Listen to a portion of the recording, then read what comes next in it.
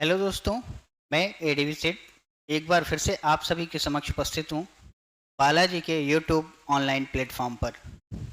दोस्तों, आज हम आप सबके लिए एक ऐसी चीज लेकर उपस्थित हैं जो कि अपने पर्सनल स्किल्स के आधार पर और बेयर एक्ट या विधिक ग्रंथों के माध्यम से हमने कई सारे सेक्शनों के निचोड़ को निकाला है और एक टॉपिक तैयार किया है कि हमारे भारतीय दंड संहिता यानी कि जब आप कोई अपराध करते हैं तो आपके ऊपर आईपीसी की धाराएं लगाई जाती हैं और उसके बाद फिर प्रोसीजर स्टार्ट होता है एंड देन लास्ट टाइम आपको अगर दोष सिद्ध किया जाता है तो उस दंड से दंडित किया जाता है जिसका एलिगेशन आपके ऊपर लगा होता है।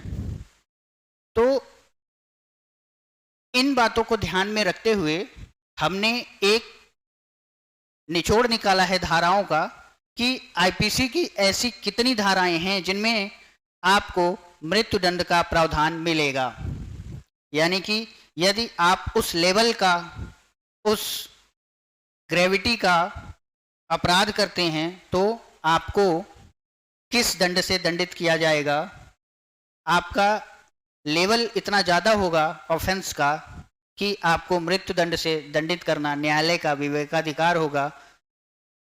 तो आइए हम देखते हैं कि भारतीय दंड संहिता 1860 में अधिकतम मृत्युदंड से दंडनीय अपराध कौन कौन से हैं उसके बारे में हम चर्चा करेंगे।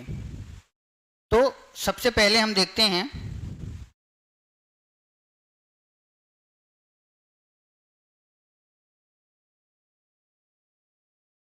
धारा 121। धारा 121 यानी 121 इंडियन पेनल कोड सेक्शन 121 बात करती है भारत सरकार के विरुद्ध युद्ध करना या युद्ध करने का प्रयत्न करना या युद्ध करने का दुष्प्रेरण करना।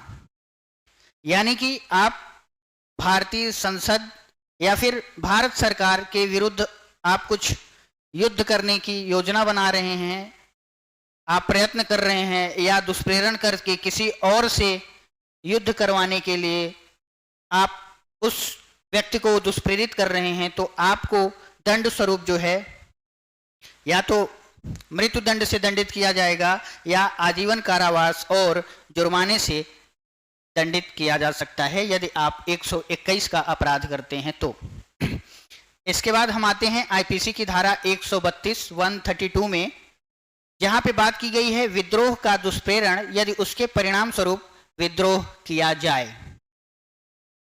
तो यदि भारतीय सेना द्वारा, वायुसेना, जल सेना, थल सेना, किसी भी सेना द्वारा या उसके ऊपर विद्रोह किया जाए या उसका दुष्प्रेरण किया जाए तो वहां पे आईपीसी की धारा 132 बताती है, जिसमें प्रावधान ये है कि या तो उसे मृत्युदंड से दंडित किया जाएगा या आजीवन कारावास या 10 वर्ष और जुर्माने से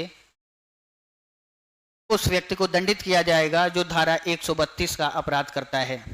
इसके बाद हम आते हैं तीसरी धारा में, मृत्युदंड से दंडनीय अपराध के लिए दोष सिद्ध कराने के आशय से मिथ्या साक्ष्य देना या गढ़ना। इसमें पहली कंडीशन है यदि मृत्युदंड से दंडनीय अपराध के लिए उस व्यक्ति को दोष सिद्ध कराया गया है इस आशय से यदि उस व्यक्ति को मिथ्या साक्ष्य देकर उसके अपराध को सिद्ध करा दिया जाता है तो पहले कंडीशन में उसे आजीवन कारावास या कठिन कारावास जो 10 वर्ष तक की हो सकेगी और जुर्माने से दंडित किया जाएगा। इसके बाद हम देखते हैं कि यदि मृत्युदंड से दंडनीय अपराध के लिए किसी व्यक्ति को दोष सिद्ध कराने के लिए जब कोई मिथ्या साक्ष्य दिया जाता है और उस व्यक्ति को फांसी की सजा सुना दी जाती है तो ऐसे कंडीशन में, यानी इसका जो सेकंड टर्म है, ऐसे कंडीशन में उसे केवल और केवल मृत्युदंड से दंडित किया जाएगा। यदि ऐसा दुष्प्रेरण करने के बाद, उस ऐसा मिथ्या साक्ष्य गढ़ने के बाद उस व्यक्ति को फांसी की सजा सुना दी जाती है तो ऐसे कंडीशन में अगर पता चला कि आपने मिथ्या साक्ष्य दिए थे तो आपके लिए जो है सेकेंड टर्म का दंड इसमें जो दिया है डेथ सेंटेंस से पनिश किया जाएगा। इसके बाद हम आते हैं धारा 302 में। धारा 302 कहती है हत्या के लिए दंड के बारे में बात करती है, जिसका दंड है मृत्युदंड या आजीवन कारावास और जुर्माने से दंडित किया जाएगा यदि कोई हत्या का अपराध कारित करता है तो। फिर हम चलेंगे अगले सेक्शन पे। अगला सेक्शन है धारा 303 303 आजीवन सिद्ध दोष द्वारा हत्या के लिए दंड।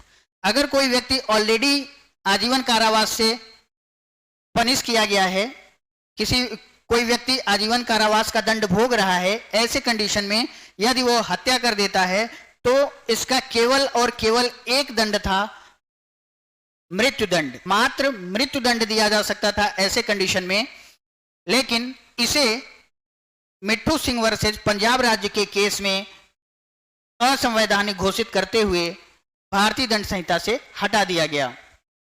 इसके बाद हम आएंगे धारा 305 की बात करेंगे, शिशु या उन्मत्त व्यक्ति की आत्महत्या का दुष्प्रेरण।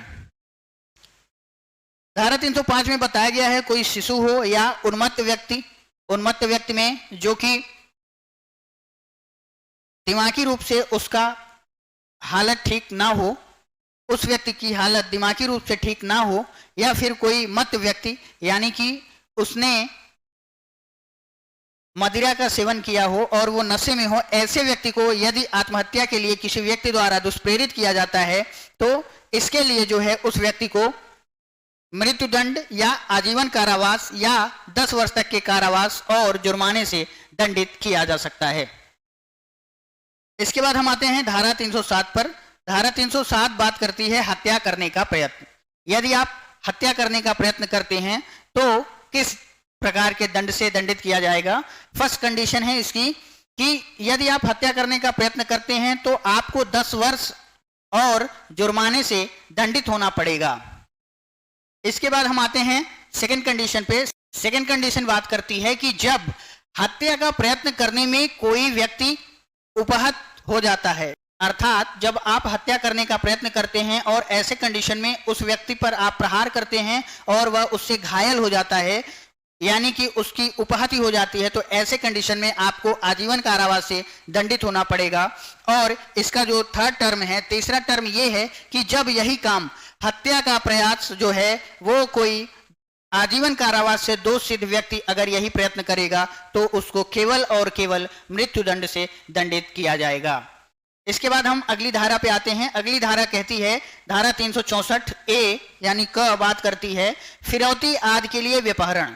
यदि आप फिरौती मांगने के लिए किसी व्यक्ति का व्यपहरण करते हैं, व्यपहरण 2 प्रकार से होता है, भारत में से व्यपहरण या विधिपूर्ण संरक्षकता में से व्यपहरण। तो जब आप फिरौती आदि के डिमांड के लिए जब किसी व्यक्ति का आप उसके विधिपूर्ण संरक्षकता में से व्यपहरण करते हैं तो ऐसे कंडीशन में आपको मृत्युदंड से दंडित किया जाएगा या आजीवन कारावास और जुर्माने से दंडित होना पड़ेगा।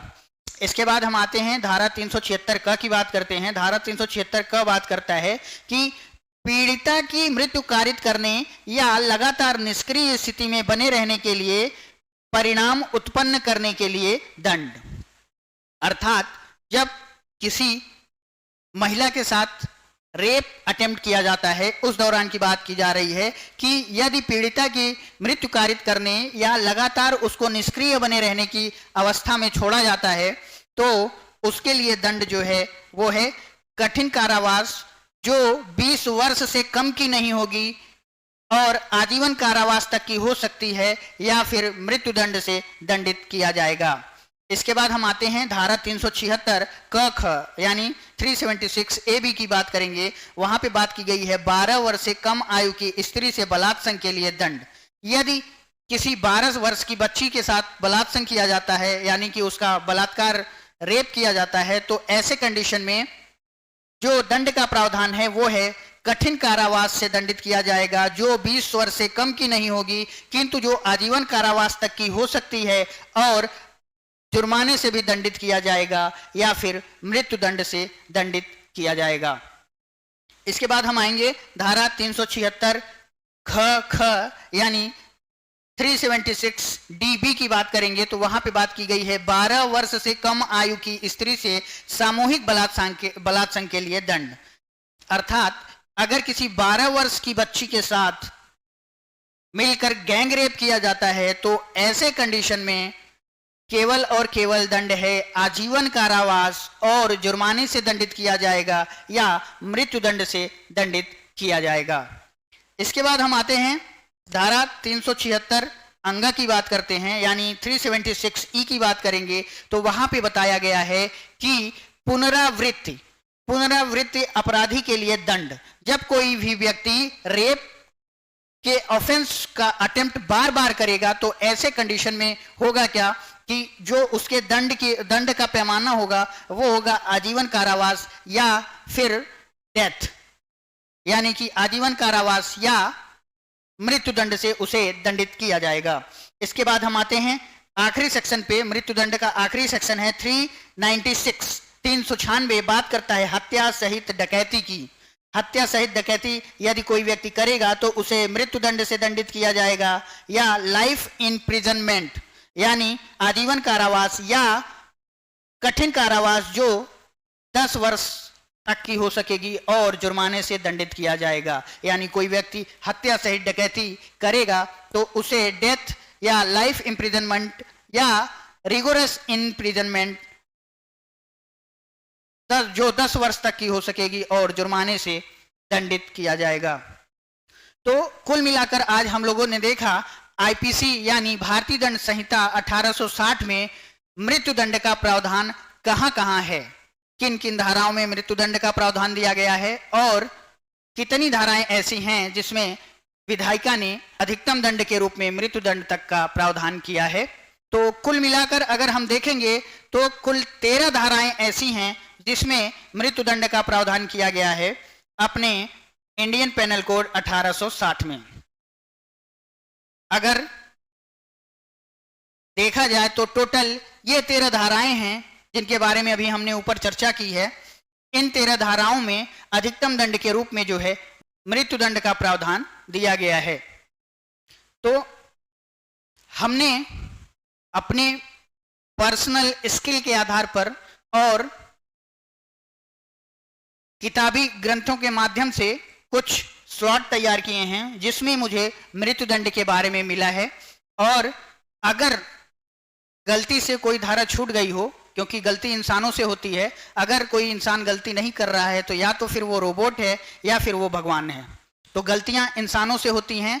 गलतीवश अगर कोई ऐसी धारा हो जिसमें मृत्यु दंड का प्रावधान हो और वो हमसे छूट गई हो तो प्लीज आप लोग उसको भी नोट डाउन करिएगा और हमारी कमेंट बॉक्स में मुझे भी बताइएगा कि ऐसी धारा जिसमें मृत्यु दंड का प्रावधान इंडियन पेनल कोड करती है जो आपके द्वारा छोड़ दी गई थी, उसके लिए बिल्कुल मुझे भी कमेंट करके बताइएगा। मैं अपने अंदर उस संबंध में सुधार करने की कोशिश करूंगा। तो आज के लिए इस वीडियो में इतना ही। कुल 13 धाराओं का संयोजन यहाँ पे मिला जहाँ पे हमें मृत्यु दंड के बारे में प्रावधान बताया गया है।